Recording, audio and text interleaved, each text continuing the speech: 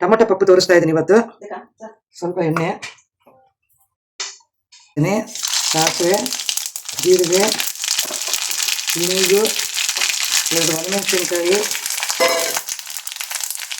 ಕರಿಬೇವು ಸೊಪ್ಪು, ಆಮೇಲೆ ಟೊಮೊಟೊ 4 ಟೊಮೊಟೊ ಹಾಕಿದ್ದೀನಿ. 1.5 ಸ್ಪೂನು ಉಪ್ಪು ಹಾಕ್ತಾ ಇದ್ದೀನಿ. 4 ಟೊಮೊಟೊನ 4 ಟೊಮೊಟೊ ಹಾಕಿದ್ದೀನಿ. ಒಂದು ನೋಡಿ ಟೊಮೊಟೊ ಪಪ್ಪಿಗೆ ಈ ಲೋಟದಲ್ಲಿ ಹಾಕಿದ್ದೀನಿ ಬೇಳೆ. 3 ಕೂಗಿಸಿದ್ಬಿಟ್ಟು ಸಿಮ್ ಮಾಡಿದ್ದೀನಿ. 1 ಲೋಟ ಬೇಳೆ, 3 ಲೋಟ ನೀರು. ಇದಕ್ಕೆ 4 ಹಸಿಮೆಣಸಿನ್ಕಾಯಿ, ಅರಿಶಿನ, ಒಂಚೂರು ಎಣ್ಣೆ ಹಾಕ್ಬಿಟ್ಟು ಬೇಯಿಸಿಟ್ಟಿದ್ದೀನಿ. ಇವಾಗ ಇದರೊಳಗೆ ಇದು ಹಾಕ್ತಾಯಿದ್ದೀನಿ, ಟೊಮೊಟೊ ಒಗ್ಗರಣೆ ಹಾಕಿರೋದು. ಇದಕ್ಕೂ ಈರುಳ್ಳಿ, ಬೆಳ್ಳುಳ್ಳಿ, ಒಗ್ಗರಣೆಗೆ ಬೆಳ್ಳುಳ್ಳಿ, ಬೇಯಿಸೋಕ್ಕೆ ಈರುಳ್ಳಿ ಹಾಕ್ಬೋದು, ಅವ್ರವ್ರ ಟೇಸ್ಟ್ ಅದು. ಆದರೆ ಇದು ಈ ಥರನೂ ತುಂಬ ಚೆನ್ನಾಗಿರುತ್ತೆ. ಮನೇಲಿ ಸಾಸಿವೆ ಮೆಂತ್ಯ ಪುಡಿ ಇಲ್ಲ ಅಂದರೆ ಒಗ್ಗರಣೆಗೆ ಒಂದು 2 ಕಾಲು ಮೆಂತ್ಯ ಹಾಕ್ಕೊಂಡು ಮಾಡ್ಬೋದು. ನೋಡಿ 4 ಟೊಮೊಟೊ ಹಾಕಿ ಬೇಯಿಸಿದ್ದೆ. ಅರ್ಧ ಸ್ಪೂನು ಹುಣಸೆಹಣ್ಣು.